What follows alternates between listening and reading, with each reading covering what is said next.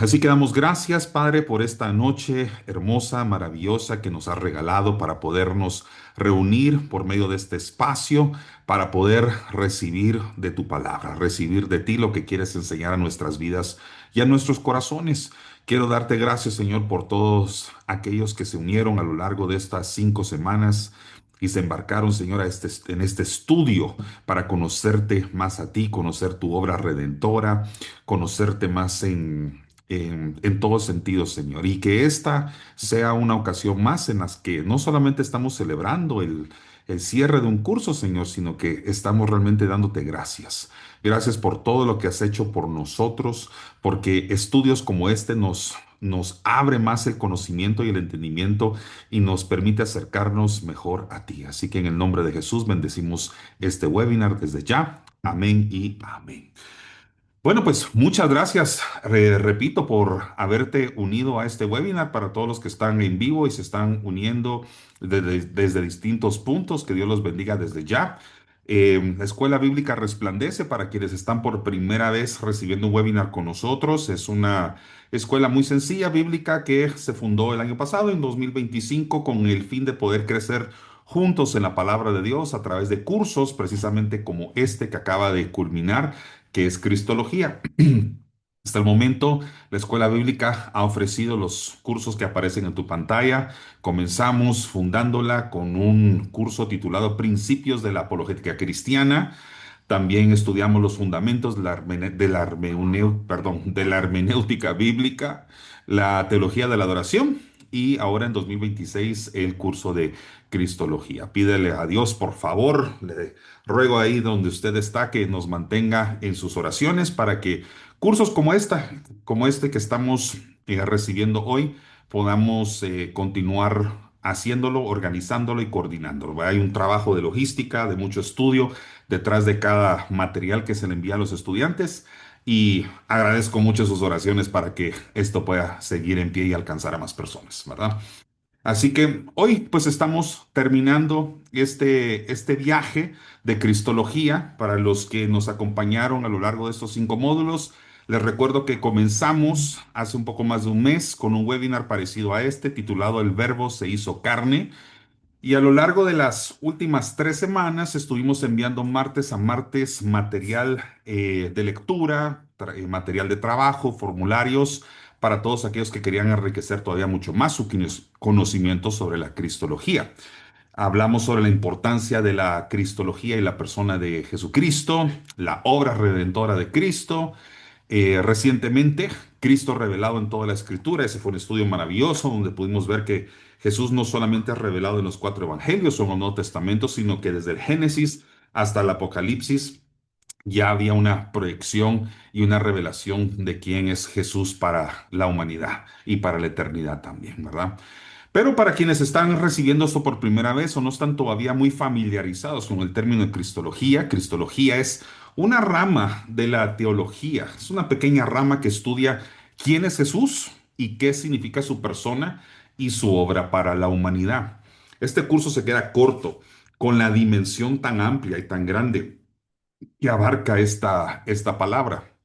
Así que espero aún así, a pesar de que fue corto, fue breve en comparación con lo que puedes llegar a estudiar en una carrera de teología completa, ¿verdad? Cristología puede extenderse un trimestre, un semestre o hasta un año completo. Y para quienes somos sensibles a las cosas espirituales, Cristología es algo que aprendemos toda la vida, desde el momento en que conocimos a Jesús como nuestro Señor y Salvador, y hasta el día de hoy todavía seguimos creciendo y aprendiendo más de quién es Jesús. Pero en teoría la cristología nos trata de acercar a la humanidad y a la divinidad de Cristo. Nos acerca a la humanidad porque en su humanidad Cristo fue revelado de manera natural, porque Él nació entre nosotros, vivió entre nosotros, fue físico, se hizo carne y caminó aquí en la tierra. Pero también se manifiesta por medio de su divinidad Ahora, esto no se revela de manera natural, sino que se revela de manera espiritual, ¿verdad? Entonces, a lo largo de las últimas semanas estuvimos realizando estudios y compartiendo martes a martes estudios que nos acercaban más a esta verdad, a conocer quién fue Jesús cuando nació aquí en la tierra, pero también quién ha sido Jesús desde la creación, la eternidad y por los siglos de los siglos, ¿verdad? ¿Y por qué esto es importante? Porque cuando en Cristo encontramos identidad, descubrimos quiénes somos. Y cuando en Cristo encontramos propósito, descubrimos para qué somos. Descubrimos realmente el propósito por el cual nosotros existimos. Y espero que las últimas semanas, para quienes estuvieron en este trayecto del estudio de la Cristología, hayan recibido material que enriqueció no solamente sus conocimientos intelectuales de quién es Jesús, sino que realmente te haya inquietado tu corazón a conocerlo más cercano e íntimamente. El tema de esta noche con el cual estamos cerrando el curso se titula ¿Quién es Jesús? Y también vamos a hablar sobre su obra, pero vamos a centrarnos mucho en su identidad.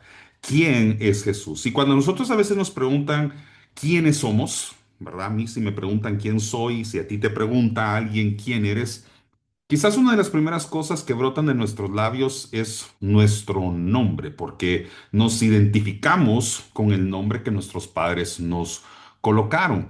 Así que hoy voy a hablar un poquito sobre los nombres de Jesús, porque este es un tema central en el estudio de la Cristología, y es porque la Biblia revela muchos nombres de quién es Jesús.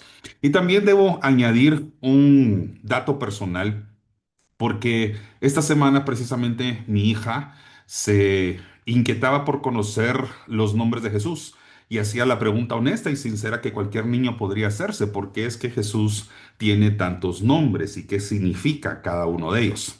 Bueno, lo cierto es que no vamos a poder profundizar en todos los nombres de Jesús a través de las Escrituras porque el tiempo no sería suficiente en este breve webinar, pero vamos por lo menos a hacer una trayectoria, por una vista general de todos los nombres que identifican o apuntan a quién es Jesús. Y esto no debería ser demasiado difícil para nosotros entender porque el Padre, Dios Todopoderoso, también se identifica a través de las Escrituras con distintos nombres. Él es uno, sin embargo, no son etiquetas distintas, sino que son como ventanas que nos permiten contemplar la misma plenitud de Dios, pero desde distintos ángulos.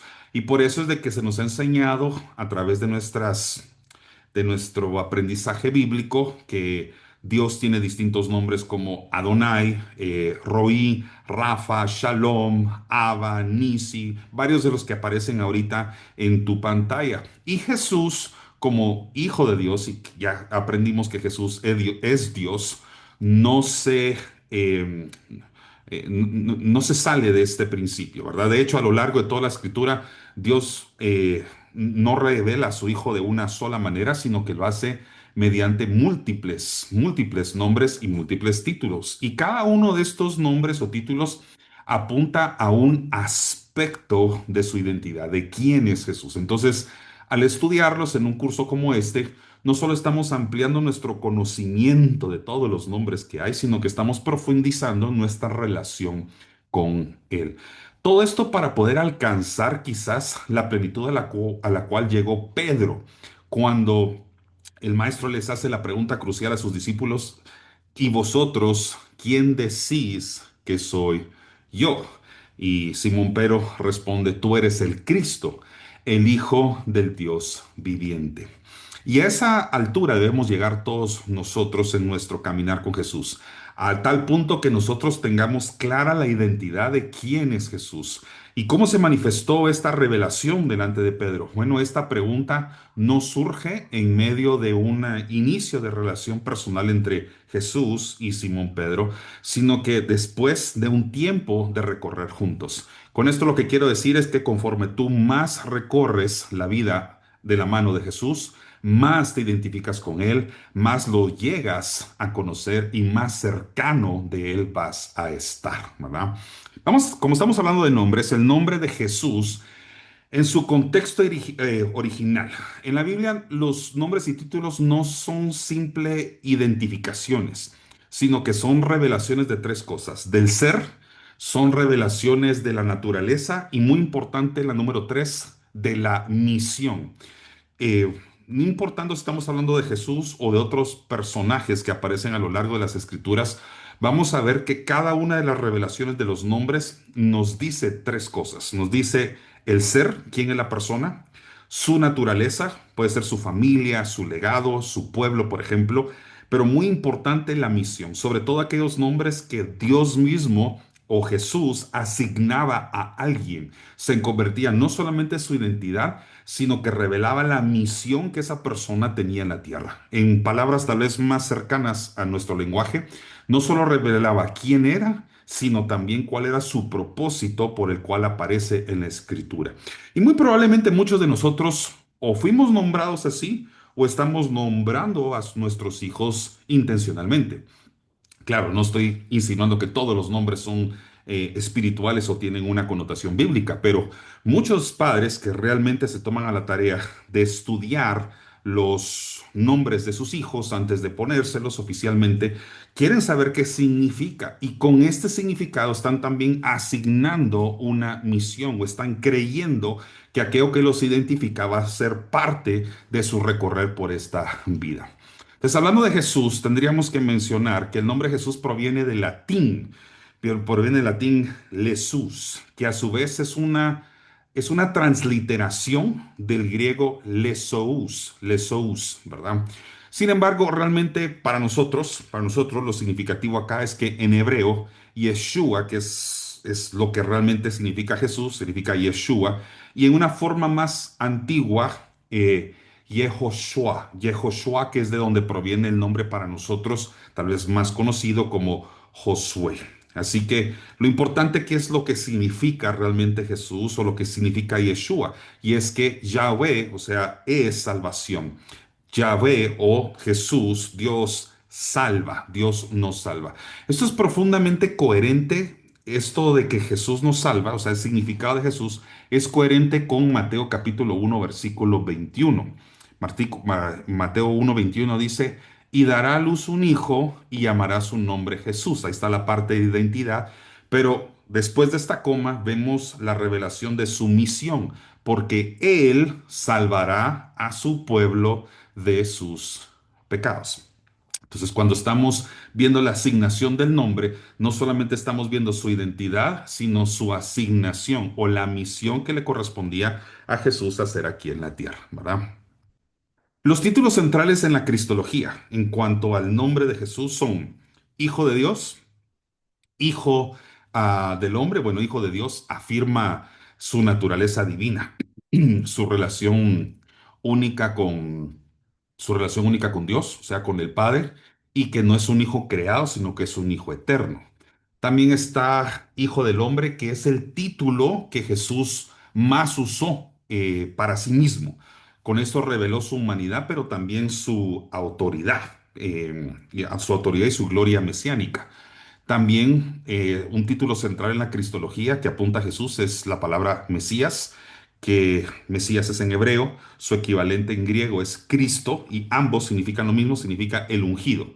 Mesías en hebreo y Cristo en griego, ambos significan ungido. El título Señor, que en griego es Kyrios, es autoridad suprema, significa autoridad suprema, y esto en el contexto judío, sobre todo en aquella época en la que la Biblia estaba siendo escrito, eso equivalía a reconocerlo como una autoridad o como Dios. Y por supuesto, el título que muchos nosotros conocemos, nuestro Salvador. Y con eso se revela su obra. Sin embargo, en Cristología es mejor estudiarlos por categorías. Y hoy te lo voy a presentar en cinco categorías. Claro, lo puedes estudiar de distintas formas, de distintas maneras, dependiendo cómo se esté desarrollando el curso de Cristología, pero yo te lo voy a colocar en cinco categorías que creo que es un poco más fácil reconocerlo y entenderlo. Ahora quiero hacer una aclaración. Si alguien está tomando nota, yo voy a ir un poquito rápido porque son muchos los nombres que se derivan de cada una de estas categorías. Así que puedes o tomar una captura de pantalla o revisar tal vez esto posteriormente en la grabación para los que lo quieran ver por diferido. porque debo ir un poco rápido para no alargar demasiado el webinar. Entonces vamos a hablar sobre títulos centrales por 5 categorías. Estas son su divinidad, por su obra, por su autoridad, por su relación con nosotros, los seres humanos, los hijos de Dios, y por su categoría, perdón, profética o mesiánica. Entonces vamos a empezar con la primera, que es la divinidad. Am, Jesús es conocido como Dios, es revelado como Emmanuel, como Verbo, como el gran yo soy, Alfa y la Omega. Todos estos son títulos importantes y a propósito, muchos de los títulos que apuntan a Jesús están revelados, por supuesto, tanto en el Antiguo como el Nuevo Testamento, pero Juan es el autor en los 4 evangelios que más se dedica a revelarnos los distintos nombres y la naturaleza de Jesús. Y el otro libro es el Apocalipsis. Así que probablemente me vas a escuchar ahorita mencionar varias citas de Juan. No todas me las sé completamente de memoria, por lo menos los capítulos, pero vas a ver coincidentemente que Juan es un escritor que revela muchos de los nombres de Jesús, varios de los cuales están apuntados aquí en este webinar. Pero estos son al menos 5 nombres que apuntan a la divinidad de quién es Dios. ¿Por qué? Porque, ¿quién es Jesús? Perdón, porque es Dios. Y eso lo revela Juan precisamente en el capítulo 1. Emmanuel, muchos de nosotros sabemos que significa Dios con nosotros. El verbo que también Juan en capítulo 1 es revelado. El gran yo soy, eso está en Juan capítulo 8, pero el yo soy también está en Éxodo capítulo 3 versículo 14, y esto es cuando Dios se revela a sí mismo a Moisés. Así que vemos el Padre y el Hijo utilizando el mismo calificativo. Y también sabemos que Él es el primero y el último, también conocido en griego como el Alfa y el Omega, siendo Alfa la primera letra del alfabeto y Omega la última. Así que era un lenguaje familiar para aquellos en aquella época. Predicarlo de esa manera era para que todos entendieran que estaba desde la primera letra hasta la última, ¿verdad? Y esto lo revela el Apocalipsis en el capítulo número 1, si no estoy mal. Eh, los nombres que apuntan a su obra redentora. Bueno, está el Cordero, que es el Cordero de Dios, el sacrificio perfecto, ¿verdad? También está Redentor, Él es nuestro Redentor, el que paga el precio por nosotros, es nuestro mediador, significa que es el puente entre Dios y los hombres, es el sumo sacerdote y también es nuestro abogado, es decir, que Él defiende nuestra causa. También hay títulos o sus nombres que apuntan hacia su autoridad y su reino, ¿verdad? Como Él es el Rey de Reyes, eso lo vemos en Apocalipsis, Él es el Señor de Señores, eso también está en Apocalipsis, de hecho está en el mismo verbo, Él es el Rey de Reyes y Señor de Señores, eso se revela en el mismo versículo en Apocalipsis capítulo 19. Él es el rey de Israel, Él es el príncipe de paz, eso está en el Antiguo Testamento, lo dice el profeta Isaías, y Él es el gobernador, es quien nos gobierna. Y también hay títulos relacionales. Estos son los nombres de Jesús en su relación con nosotros, los hijos de Dios, nosotros, sus hijos. Está que Él es nuestro buen pastor, eso lo dice Juan, también que es el pan de vida, también lo revela Juan. Luz del mundo, también Él lo revela Juan, yo soy la luz del mundo, camino, la verdad y la vida, también Juan capítulo 14. Acabamos de terminar una serie en Resplandece precisamente que se titulaba así, que Jesús es el camino, que Él es la vid verdadera, dice la Biblia, y también, muy importante, que Él es nuestro amigo. Todos esos títulos están también en el libro de Juan. Y los nombres proféticos de Jesús son los que aparecen ahorita en tu pantalla, como Él es nuestro siervo suficiente. eh, Rama. Este no lo usamos mucho, por lo menos yo no lo escucho mucho en nuestro lenguaje eclesiástico, pero Isaías en el capítulo 11 sí describe a Jesús como una rama. Es un símbolo, por supuesto, pero la rama era usada bueno, es usada para describir un brote nuevo que surge de un tronco. Bueno, la mayoría de nosotros sabemos que es una rama, pero en el contexto bíblico esto apunta a la casa de David, que aunque fue un reino derribado, digamos, un reino visible derribado, Dios no lo olvidó, no fue olvidado por Dios, sino que de ahí precisamente viene el Mesías o desciende el Mesías. Así que esa palabra es importante para nosotros también en el curso de Cristología. Pero también eres el león de Judá y es revelado como el hijo de David en Mateo capítulo 1, ¿verdad? Ahora, todos estos nombres, estas categorías que acabamos de ver, así repasándolas rapidito, vamos a ver si las puedo colocar otra vez aquí en la pantalla. Todas estas categorías que vimos, todos los títulos que apuntan a su divinidad, a su obra, a su autoridad, a su relación con nosotros y los nombres proféticos nos revelan tres cosas importantes. Y aquí es donde quiero que prestes atención porque empezamos a pasar de la parte académica a la parte formativa, donde realmente lo que estamos aprendiendo nos puede formar en nuestro interior, o sea, nos puede transformar desde dentro. En primer lugar, tenemos que aprender esta lección de todo esto, que no todos los nombres revelan lo mismo, pero todos apuntan a una misma verdad. Y esa verdad es que Jesús no puede ser reducido a un solo título.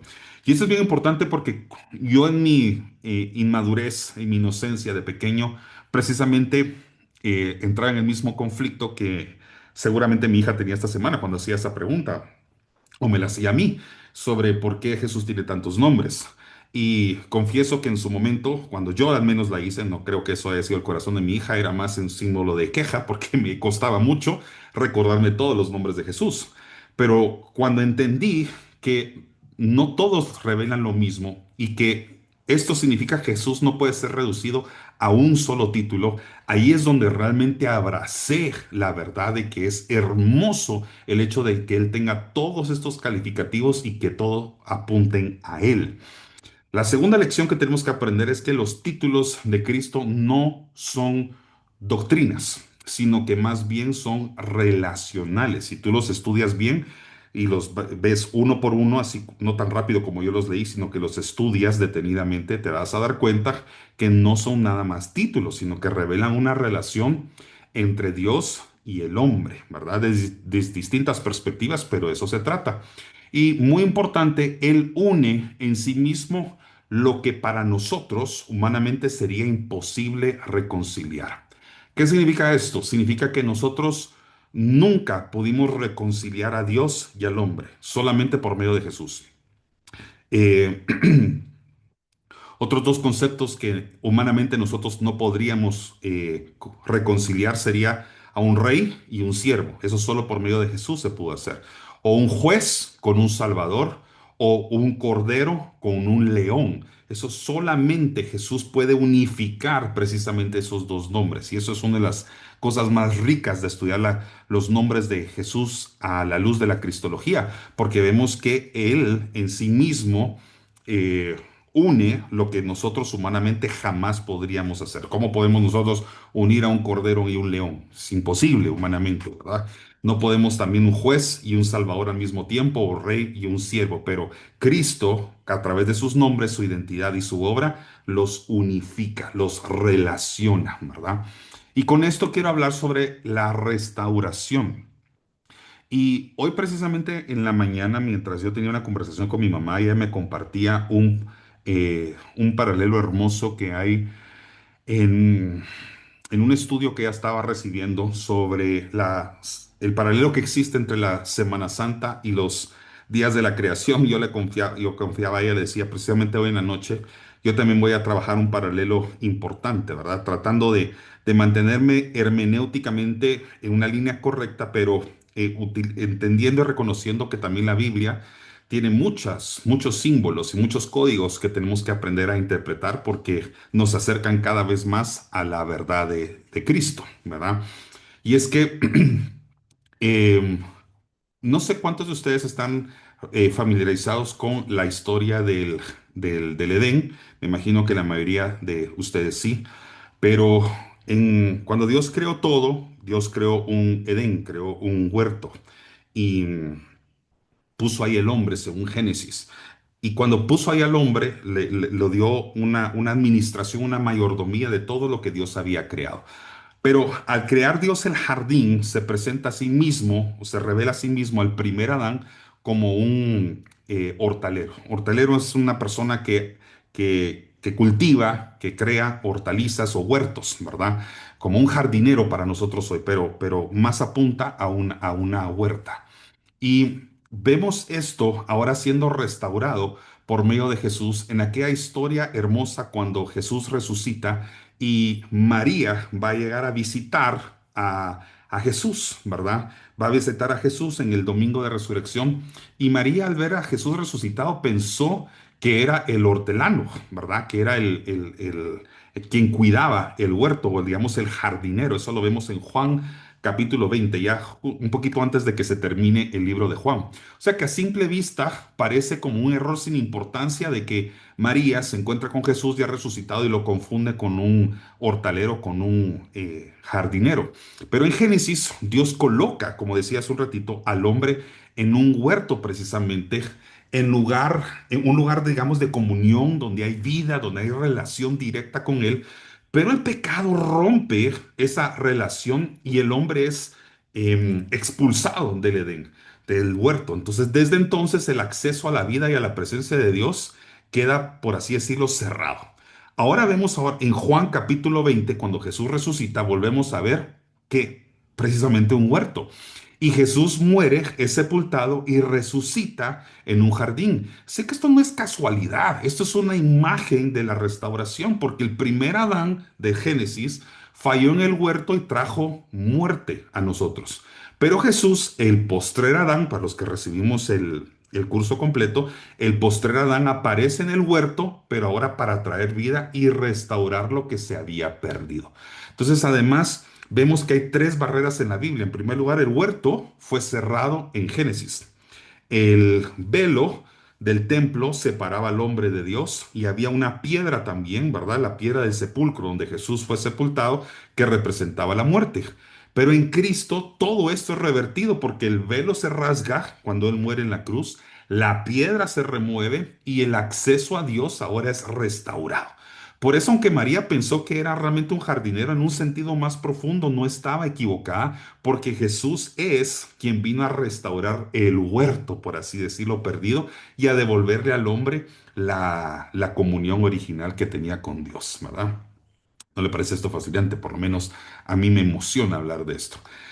Y Jesús, en su humanidad acá con nosotros, fue también conocido como un carpintero, ¿verdad?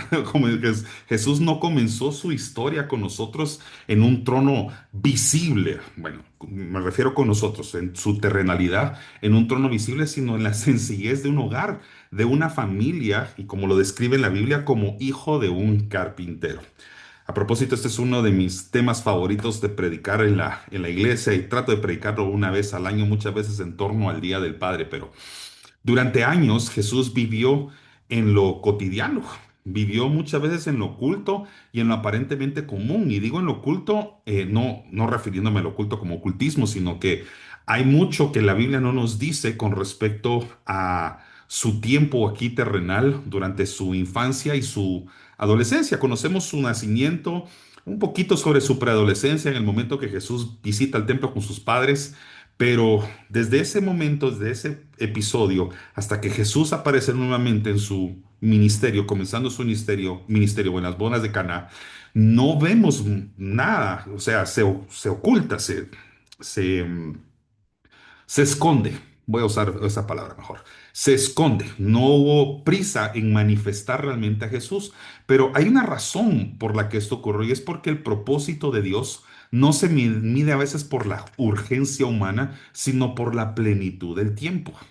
Eso sonó bonito. Lo voy a repetir. Em, ¿Cómo fue que lo dije?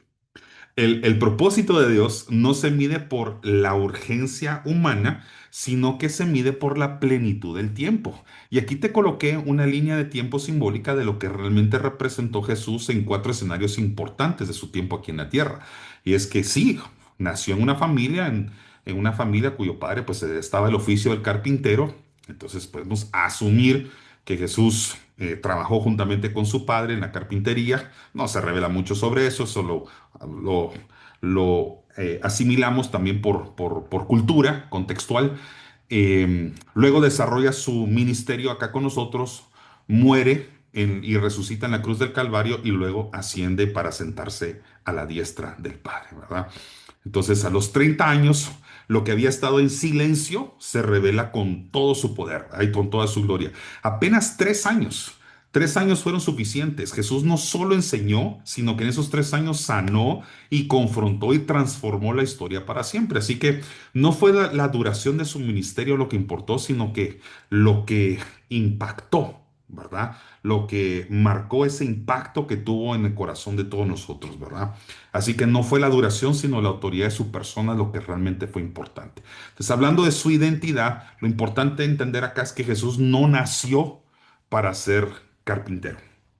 Él nació aquí en la tierra y estuvo tal vez relacionado con el negocio familiar de la carpintería de manera que, aunque no se nos revele mucho al respecto, pero él no nació con ese propósito, con ese propósito, sino que nació para vivir entre nosotros, morir por nosotros y resucitar por amor a nosotros.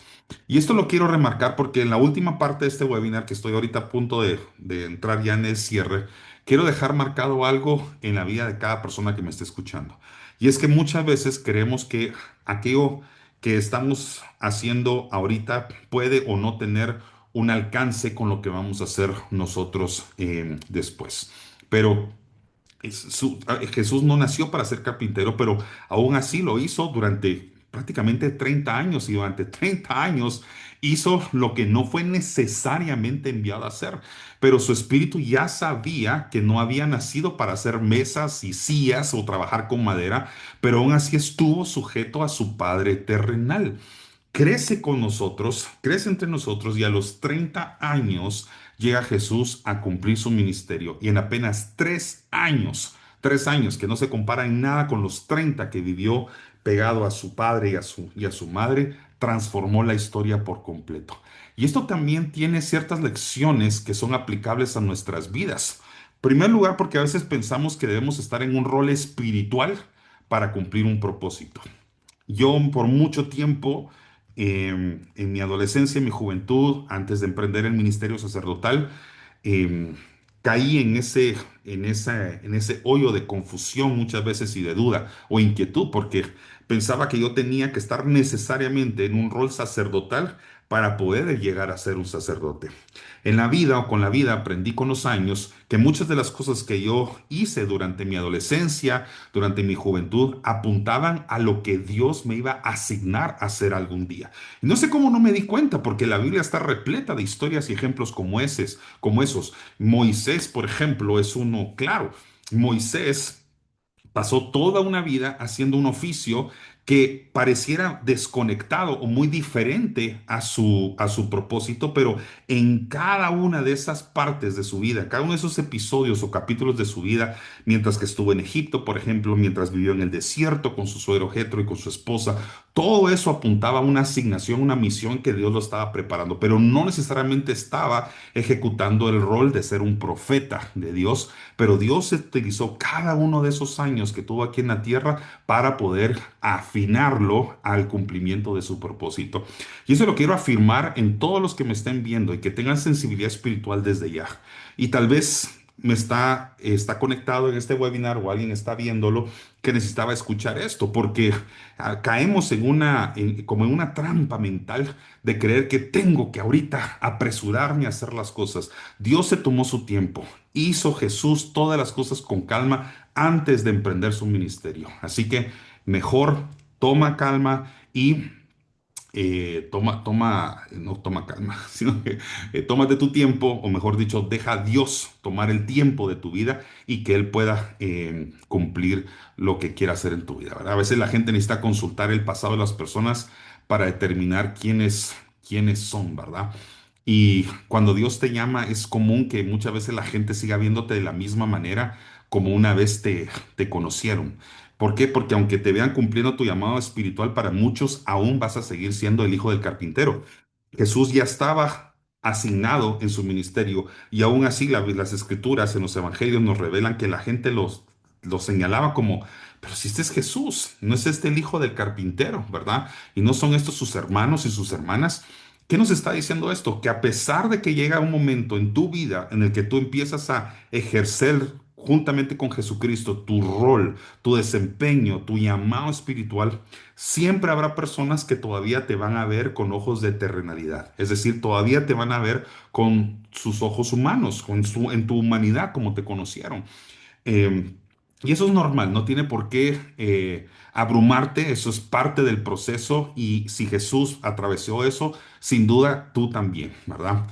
Así que aunque te vean cumpliendo tu llamado espiritual, para muchos aún seguirás siendo el hijo del carpintero, el hijo del herrero, el hijo del abogado, el hijo del empresario, el hijo del dueño de la tienda, el hijo del dueño de la librería, etcétera, ¿verdad? Somos a veces identificados a los ojos de las personas como ellos nos conocieron y nos vieron en nuestro pasado. Lo más importante es que nosotros siempre hacemos nuestra mirada al cielo y no le preguntemos a la gente cómo nos ven ellos, sino preguntémosle nosotros a Jesús, ¿cómo me miras tú a mí? Revélame quién soy yo y con esa revelación viene la asignación de tu propósito, tu misión y tu llamado terrenal, ¿verdad?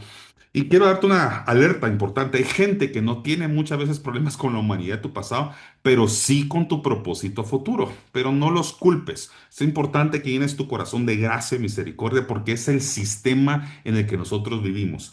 Vamos nosotros a una, vamos a ver, no quiero ser imprudente acá, pero vamos a veces a una entrevista de trabajo y al presentarnos delante de una entrevista de trabajo, llevamos una hoja de vida. Ahí está toda nuestra identidad, quiénes somos nosotros, cómo nos identificamos, todo nuestro pasado, dónde trabajamos, dónde estudiamos, ¿verdad? Y así es como nosotros esperamos que nos contraten, nos esperamos ser validados delante de la persona que nos está entrevistando según nuestro pasado. Bueno, cuando estamos delante de Jesús, cuando te presentas con Jesús, tú no, tú puedes contarle toda tu humanidad, tu pasado, tus éxitos, tus fracasos, todo eso. Jesús lo rompe, como hice yo con este currículum, y dice, déjame decirte, no quién eres según tu pasado, sino quién eres según tu futuro. Porque cada vez que Jesús asignaba un nombre o marcaba el nombre de una persona, no digamos Dios, cuando llamaba a un siervo suyo, apuntaba su nombre, su cambio de nombre a lo que él se iba a transformar en él, se iba a transformar en Dios. Así que no te preocupes por tu pasado, enfócate en tu relación con Jesús ahora y Él va a mostrarte el camino de lo que tú llegarás a ser. Así que Jesús no nació para quedarse como carpintero, al contrario, para que se cumpliera escrituras como Hebreos capítulo 1 versículo 3 se sentó a la diestra de la majestad en las alturas. Juan capítulo 14, versículo 2 al 3. Voy pues a preparar lugar para vosotros, vendré otra vez y os tomaré a mí mismo. Así que su historia no se termina con la carpintería, ni se termina tampoco, mucho menos en una cruz. La cruz no fue el final, fue el cumplimiento de algo, pero él resucitó, venció la muerte y ascendió al cielo. Y si usted lo cree, espero que esté diciendo amén desde donde esté conectado. Así que hoy Cristo no es el carpintero de Nazaret, solamente, realmente es el rey exaltado. Y así que el mismo trabajo que él hizo con sus manos como carpintero, esas mismas manos que tal vez armaron mesas o sillas o que trabajaron el oficio de la carpintería en algún momento, ahora gobierna como rey. Así que eso nos confronta y nos da una verdad muy profunda y es que no basta a veces con conocer la historia de Jesús. Estamos llamados a rendir nuestra vida por completo a su señorío. Porque aquel que fue carpintero, puedes imaginarte eso, aquel que fue carpintero nunca dejó de ser Dios y aquel que es rey nunca dejó de ser cercano a nosotros. Él sigue siendo Emmanuel, Dios con nosotros, Dios contigo, Dios conmigo. Y quiero recordarte con la misma frase con la que terminamos el primer webinar y con esto estoy ya despidiéndome. La manera en que entiendas a Cristo determinará la manera en que vivirás tu fe. Y esa es la importancia de leer las escrituras, esa es la importancia de acercarnos a tener una relación personal íntima con Él, no solamente inscribirnos en cursos que nos haga crecer en doctrina o intelectualmente, sino sensibilizarnos cada vez más espiritualmente, porque en la manera que Cristo es revelado a nosotros y entendemos más quién es Él, sus nombres, su obra, su identidad, su propósito, su misión, eso va a determinar la manera en que vivimos nuestra fe, ¿verdad? Eso que llamamos bruscamente religión debe ser transformado cuando ya estamos con Cristo, ya no en religión, sino en una relación personal que se vive por medio de la fe. Amén. Muy bien. Aprendimos algo, no solamente hoy, sino que las 5 semanas que estuvimos juntos. Espero que tu respuesta haya sido un rotundo sí. Y con mucha humildad, mucha sencillez, quiero agradecerte una vez más y quiero mandar un agradecimiento especial a aquellos que se han estado inscribiendo al curso de Cristología ya por más de vamos a llevamos 4 cursos, por más de 1 o 2 cursos. Muchas gracias por confiar en este servidor de ustedes para ese crecimiento académico también.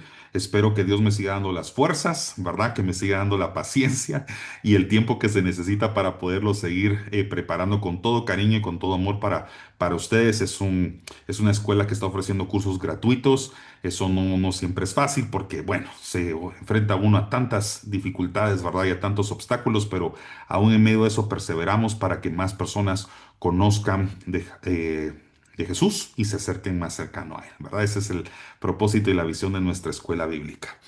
Así que aquí quedamos. Que Dios los bendiga a cada uno de ustedes. Que tengan una linda y feliz Semana Santa. Si te acercaste a este curso, te acercaste a este webinar, quiero felicitarte porque tomaste una decisión maravillosa. En una semana tan importante para la fe de los cristianos, haberte tomado unos minutos y acercarte a Jesús o tener un devocional diario con Él, realmente vale la pena. Así que Dios los bendiga a todos. Que pasen una feliz noche. Los amamos mucho a nombre de mi esposa y mi familia. Que tengan un feliz descanso.